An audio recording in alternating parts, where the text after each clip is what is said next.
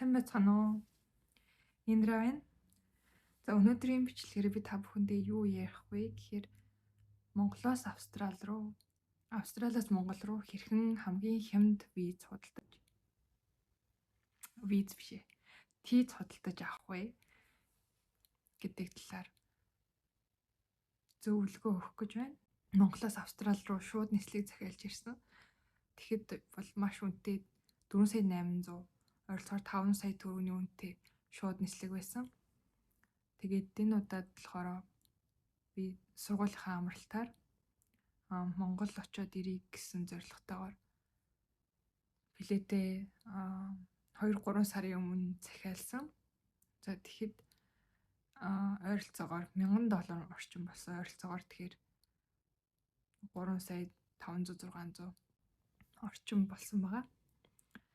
За тэгээд яаж ингэж хямдхан виз худалдаж авсан талаараа та бүхэндээ хэлж өгье. За юуны өмнө бол виз хамгийн үнэтэй байх сарууд нь гэвэл 6 сард яг 100 ингээ сургууль цэцэрлэгийн амралт болоод хүмүүс аяллаар ийш тийш явдаг үед бол хамгийн үнэтэй болд юм байлээ. За тэгээ 12 сард бас өвлийн амралт болдог тий. Шинжил болдог учраас бас хамгийн үнэтэй болд юм байлээ. Тэгэхээр аль болох энэ 2 сард биш арай өөр саруудад визээ захиалвал арай хямдхан виз авах боломжтой юм байлээ. За тэгээд би өөрөө ямар газраас визээ хамгийн хямдханаар худалдаж авсан бэ гэхээр momondo.com гэдэг. Одоо энд ингээд хаяг бичиж оруулъя. momondo.com гэдэг вебсайт руу ороод Perth хотоос Улаанбаатар хүртэл гээд нислэг. Гэхдээ би хоёр талдаа гэж захиалаагүй. Тус нь захиалсан байгаа. Яг ингээ очихдоо нэг билетээ захиалаад буцахтаа бас тусад нь захиалж авсан байгаа. Хамгийн ихний нислэг нь гэвэл би Perth хотоос Улаанбаатар хот хүртэл Perth, Kuala Lumpur, Бээжин, Улаанбаатар гэж ийм 3 нислэгтэй байсан. Яг гэвэл би нөгөө нэг шууд нислэг захиалаагүй учраас маш олон дамжиж байгаа. Тэгээд эхний нислэгүүд дээр би ачаагүй зөвхөн гар ачаатай явж исэн. Тэгээд буцахтаа болохоор Улаанбаатар, Бээжин, Гуанжу, Kuala Lumpur, тэгээд Kuala Lumpur, Perth гэдэг ингэж ирсэн байгаа. За тэгээд энд бас нэг алдаа би гаргасан. Тэгэхээр тэр алдаа нь юу вэ гэхээр би Perth-ээс Kuala Lumpur ороод Kuala Lumpur дээр 1 цаг 45 минутын layover буюу ингээд транзит хийгээд тэгээд Бээжин орох байсан. За тэгээд яг энэ 1 цаг 45 минутаа би нэг терминал 1-ээс терминал 2 руу ингээд шилжих хэрэгтэй болсон. Тэгээ иммиграшнээр гарах хэрэгтэй болсон. Яг гэвэл терминалаас ялаханд бол заавал иммиграшнээрээ гарах хэрэгтэй юм билээ. Тэгээд тийм болохоор би яг энэ 1 цаг 45 минутаа амжаагүй. Би өөрийгөө амжина гэж бодож исэн. Тэгсэн чинь Kuala Lumpur-ын онгоцны будалч айгүй том байдсан байлээ. Анхудаа очсон болохоор тэгээд уг нь ачаагүй явж байгаа болохоор би өөрийгөө амжина гэж л тооцоолсон. Тэгсэн чинь тэгээд амжаагүй. Тэгээд бас нэг амжаагүй байх шалтгаан нь миний өмнөх нислэг бас 30 минутаар хойшилж ниссэн. Тэгэхээр баг надад яг 1 цагийн л хугацаа байсан. Тэгээ угаасаа 1 цаг гээд 1 цагийн дотор угаасаа ягаад ч орж болох боломжгүй юм байлээ. Ягаад гэвэл яг ингээд чек-ин хийж байгаа тэр каунтер дэлгэцтэй одоо тэр талбай юу чинь яг 1 цагийн өмнө нислэгээс 1 цагийн өмнө хаадаг. Тэгэхээр би яг тэр чек-ин хийх тэр газар яг хааж ахт нь онгоцноосоо бууж исэн гэсэн үг. Тэгэхээр тийм дамжин нислэгтэй тэгээд ер нь өмнө тэр онгоцны буудлын дээр бууж үзэж байгаагүй яг терминал энтрүүд нь ямар хөө байдгийг мэдэхгүй бол транзит хийх цагаа жоохон их ахиу авчвал зүгээр юм лээ. Жишээлбэл одоо 3 цаг ч юм уу те 3 цаг байсан бол би уг нь хангалттай амжихаар байсан. Тэгээ терминал 1-ээс терминал 2 руугаа яаж явдаг гэхээр автобусаар шаттл бас явдсан билээ. Тэр автобусаар явж болно. Тэгээд тэр нь бас нэлээд хөөрхөн баг 10 минут ч л баг тэгж явдаг. Тэгээс автобусаа мэдээж хүлээн. Тэгж онгоцны пледээ өхүүлсэн. Ядвал дараачих руугаа ингэж явж чадаагүй учраас. Гэтэ би нөгөө хямдхан плед авсан байсан болохоор яг дахиад шууд захиалаад яг авч чадсан маа.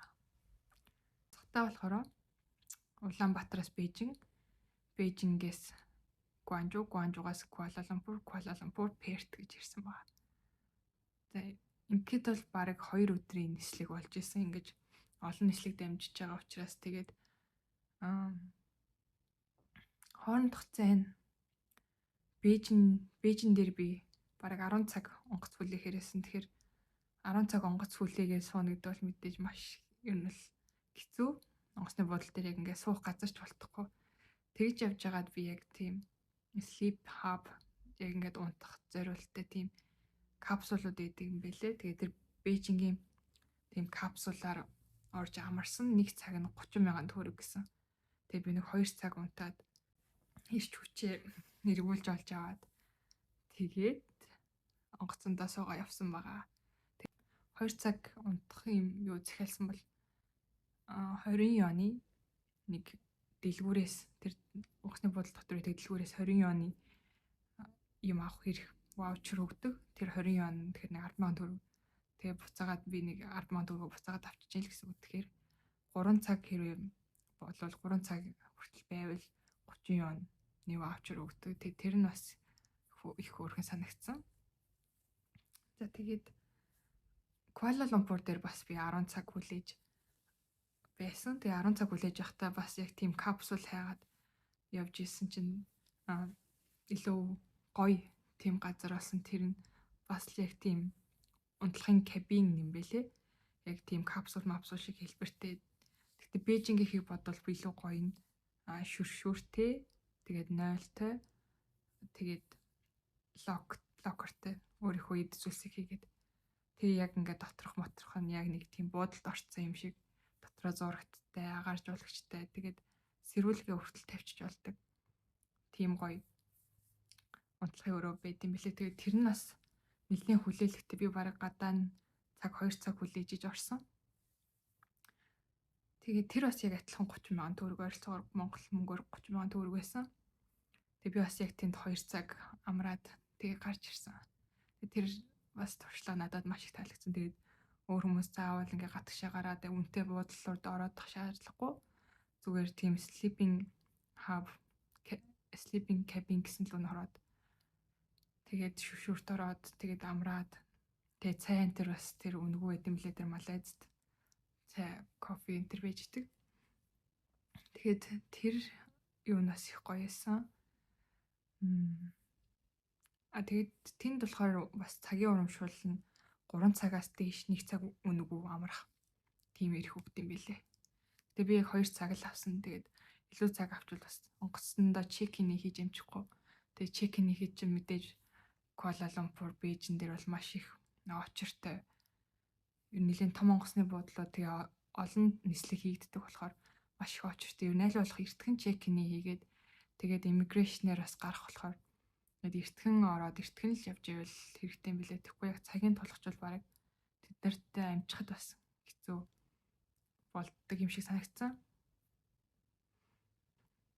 За тэгээд Перт хотод ингээ буугаад тэгээд би нэг study Perth гэдэг өмнө бас нэг бичлэг оруулж исэн. Тэр бичлэгэн дээр ингээд онгоцны буудлын дээр хүлээж авдаг. Тэгээд ийм гарын бэлэг өгдөг гэд. Тэгсэн би тэгээд тэрэнд нь бүртгүүлээд. Тэгтээ онгоцны буудлын дээр буугаад яг тэр study Perth гэсэн тийм хаягтай юм байж ивэл бас шууд очиод бүртгүүлээд тэр бэлгийг авчиж болдсон байлээ шүү.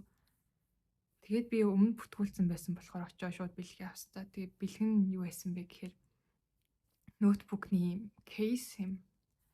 Тэгээд дотор нь Optos гэдэг компани SIM карт байсан. Тэгээд нэг ноутбук үзэхтэй. Тэгээд нэг хоолны газрын хоолны $88 авах тийм ирэх гэд тийм хөөрхөн юмнууд өгд юм билээ. Тэгээд энэ бүгдээрээ мэдээж үнэгүй яг ингээ олон улсын оюутнуудад зориулсан тийм гарын бэлэг өгд юм билээ шүү. Тэгээд хэрвээ тийм study Perth гэдэг яг ингээ онгоцноос ч буугаад тийм хаягтай юм байж шууд очиод бүртгүүлээд тэр бэлгийг авчиж болох юм билээ шүү. За тэгээд онгоцноосоо буучаад би трейнер метрогоор өөрийнхөө байрлах газар руугаа ирсэн. Тэгээд бөөн 30 шууд трейн гэсэн хэсэг рүү ороод тэгэл метрондоо суугаал.